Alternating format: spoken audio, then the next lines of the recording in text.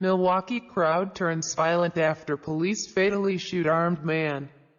Violence and protests erupted in Milwaukee overnight after a man was fatally shot by police during a foot chase. Police said the victim, 23, was armed with a handgun and shot dead by an officer after fleeing a traffic stop on Milwaukee's north side Saturday afternoon. Hours later, angry crowds took to the streets, smashing a police car and setting fire to another. One officer was injured by a flying brick. A gas station and auto parts store were set alight. Police said gunshots were heard. Milwaukee Mayor Tom Barrett pleaded for calm at an early morning news conference, asking residents to do everything to help restore order. If you love your son, if you love your daughter, text them, call them, pull them by the ears and get them home, he said. Police said at least 3 people had been arrested as of early Sunday. The initial crowd, estimated at around 100 people, had thinned early Sunday, but there were still a lot of people out. Milwaukee Assistant Police Chief James Harpole told reporters. "It is still a very tense situation for us," Harpole added.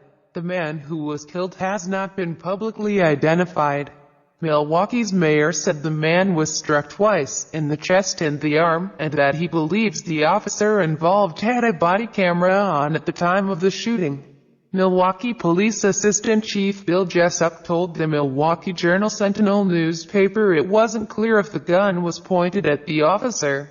Those additional facts will come out in the coming days, Jessup said. Police said the man shot had a lengthy arrest record and was carrying a semi-automatic handgun reported stolen in a burglary in Waukesha in March.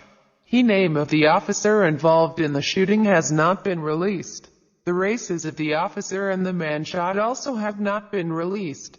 Police said the officer, a 24-year-old man who has been with the police department for 6 years and has been an officer for 3 years, was placed on administrative duty following the incident.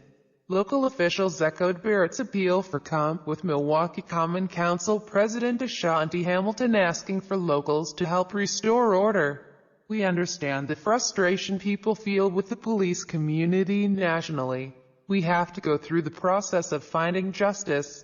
But we have to be able to restore order to these neighborhoods," Hamilton said. Aerial video shot by NBC station WTMJ showed a building at a gas station burning to the ground. A second fire broke out at an O'Reilly Auto Parts store a little less than a mile away from the shooting.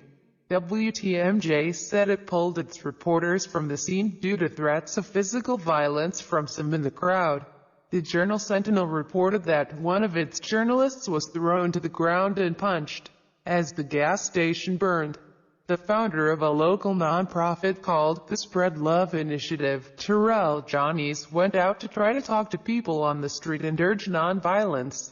"I do not want my city to turn into a war zone," Johnnies told NBC News. "I was thinking hopefully they can see me and recognize me and stop the violence.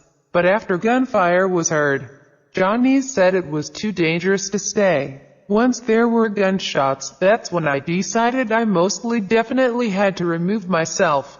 There was only one of me.